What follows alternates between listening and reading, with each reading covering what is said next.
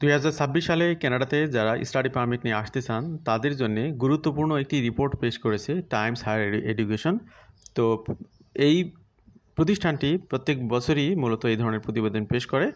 সাম্প্রতিক সময়ে তারা কানাডার ন্যাশনালি ওয়ার্ল্ড র্যাঙ্কড ইউনিভার্সিটি এবং গ্লোবালি কানাডিয়ান প্রতিষ্ঠানগুলোর অবস্থান কোথায় এই সব কিছু মিলিয়ে গুরুত্বপূর্ণ একটি রিপোর্ট পেশ করেছে।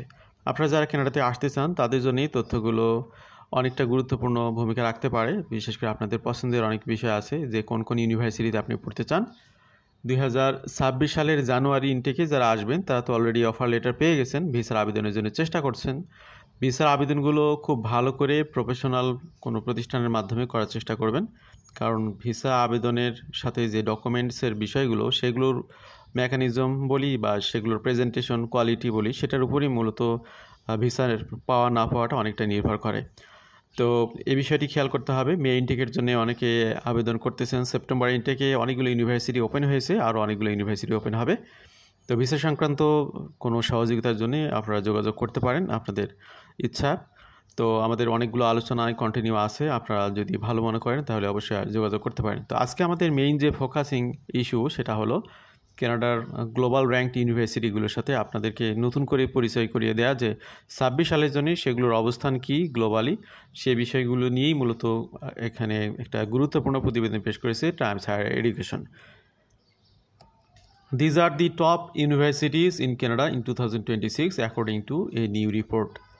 এখানে আনুষঙ্গিকভাবে কিছু কথা বলে রাখি, সেটা হচ্ছে একদম টপ র্যাঙ্কড ইউনিভার্সিটিগুলোতে আপনার তাদের র্যাঙ্কগুলো যেমন ভালো, সেখানে আইএলটিএস রিকোয়ারমেন্টগুলো বা ল্যাঙ্গুয়েজ টেস্টের রিকোয়ারমেন্টটাও বেশি থাকে, আবার টিউশন ফিটাও কম্পারেটিভলি অনেক বেশি থাকে।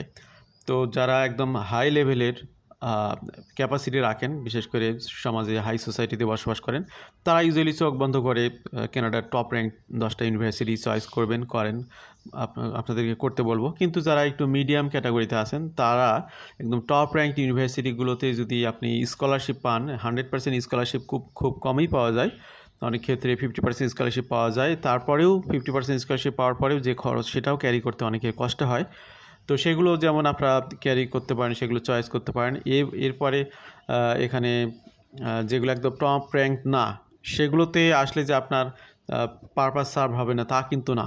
আপনাদেরকে আর একটা বিষয় খেয়াল করতে হবে যে আপনি কোন ডিপার্টমেন্টে কোন ডিসিপ্লিনে পড়তে আসতেছেন, কারণ কানাডাতে কিন্তু ক্যাটাগরি বেস অনেক পিআর প্রোগ্রাম রয়েছে, সেগুলোর সাথে রিলেট করে আপনি যদি পড়াশোনার জন্য আসেন, সেটা হোক না কোনো আপনার একদম টপ র্যাঙ্ক ইউনিভার্সিটি যদি নাও হয় কিন্তু ডিএলআইভুক্ত হলেই হলো, যাতে করে আপনি সেখানে পড়ে পরবর্তীতে আপনার ক্যারিয়ারটা যাতে সিট কেনে যায়, যাতে আপনি ক্যারিয়ার থেকে বিচ্ছিন্ন হয়ে না যান, এই বিষয়গুলো খেয়াল করতে হবে।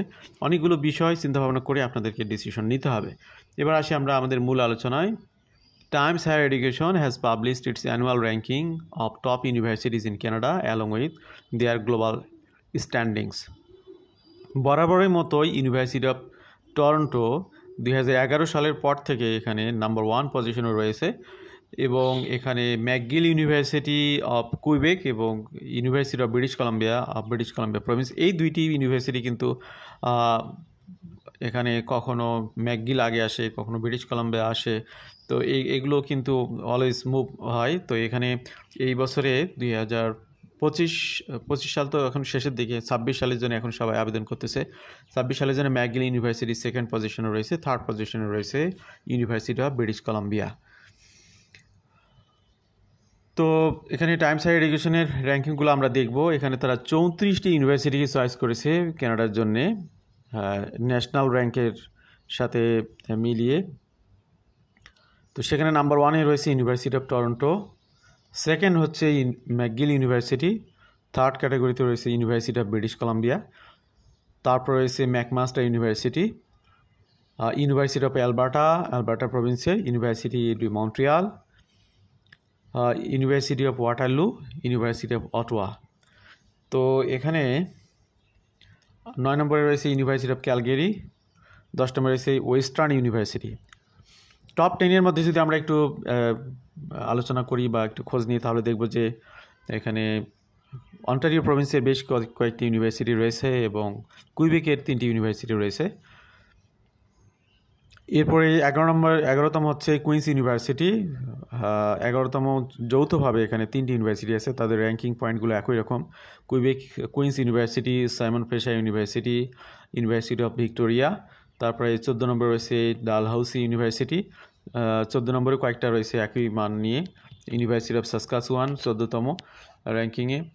তো এখানে 15তম র্যাঙ্কিং করা হয়নি।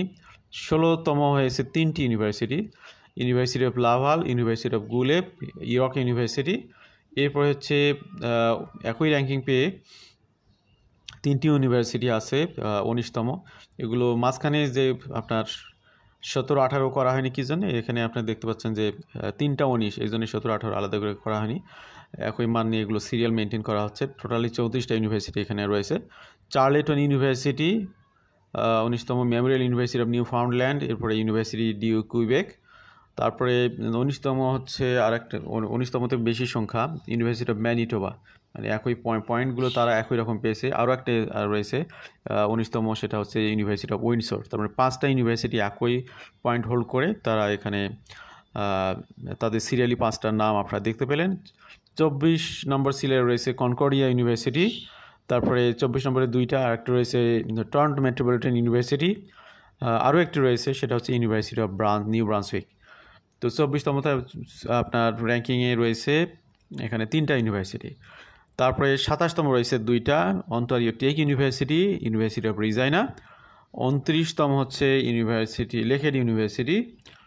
30তম রয়েছে 4টি university, Brock university, saint Francis Xavier university, university of Northern British Columbia, Wilfrid Laurier university, এবং 34তম হচ্ছে ইউনিভার্সিটি অফ লেথব্রিজ। তো এখানে 34টা প্রতিষ্ঠানের নাম আপনারা দেখলেন। এই 34টা প্রতিষ্ঠানকেই মূলত হাইলাইট করেছে টাইমস হায়ার এডুকেশন। গ্লোবাল র্যাঙ্কিংয়ে যদি আমরা আসি, সেখানে তারা গ্লোবাল র্যাঙ্কিংয়ের মধ্যে এখানে 200টা ইউনিভার্সিটির মধ্যে টপ কিউএস র্যাঙ্কিংয়ে 200 ইউনিভার্সিটির মধ্যে কানাডার ইউনিভার্সিটি আছে মাত্র 9টি। তো এটার সাথে অ্যাডিশনালি 8টি ইউনিভার্সিটি যুক্ত করে 10টি ইউনিভার্সিটি তারা সিলেক্ট করেছে। এখানে একটা বিষয় খেয়াল করে দেখুন, সেটা হচ্ছে যে টপ 100 ইউনিভার্সিটির মধ্যে কানাডার মাত্র 3টি ইউনিভার্সিটি আছে। তো ইউনিভার্সিটি ক্যালকুলেশনের ক্ষেত্রে বা ইউনিভার্সিটি কনসিডারেশনের ক্ষেত্রে কানাডা যে পৃথিবীর নাম্বার 1 সেটা কিন্তু মনে করার সুযোগ নেই, বা বুঝতে পারতেছেন সেটা কিন্তু না। তবে এখানে পোস্ট স্টাডি বা পড়াশোনা পরবর্তী যে সুযোগ সুবিধা, পার্মানেন্ট রেসিডেন্সি, জব বা অন্যান্য যে ফ্যাসিলিটিসগুলো আছে, সেগুলোর জন্যই মূলত কানাডা বেশি রিনাউন্ড। এই কারণেই কানাডার নামটা অনেকেই নাম্বার 1-এ রাখেন, অনেকেই অস্ট্রেলিয়াকে রাখেন। কারণ এখানে হচ্ছে আপনার শুধু এডুকেশন না, এডুকেশন পরবর্তী যে আর অন্যান্য ফ্যাসিলিটিস বা আনুষঙ্গিক অনেকগুলো বিষয় থাকে, সে কারণেই কানাডার নামটা অনেক বেশি উচ্চারিত হয়।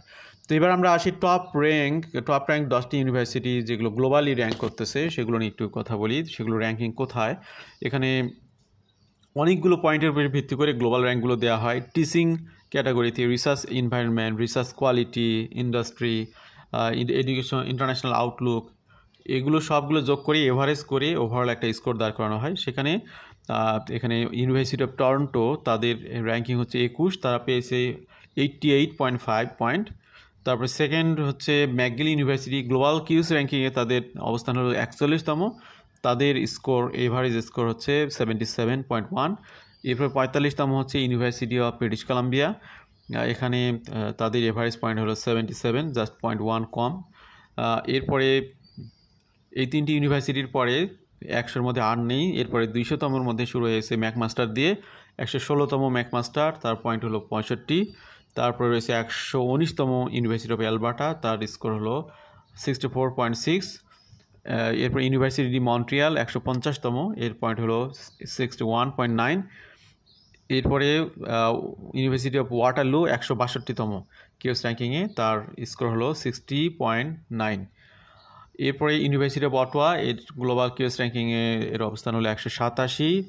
এটা আগে 200-র বাইরে ছিল, 200-র ভিতরে ঢুকেছে।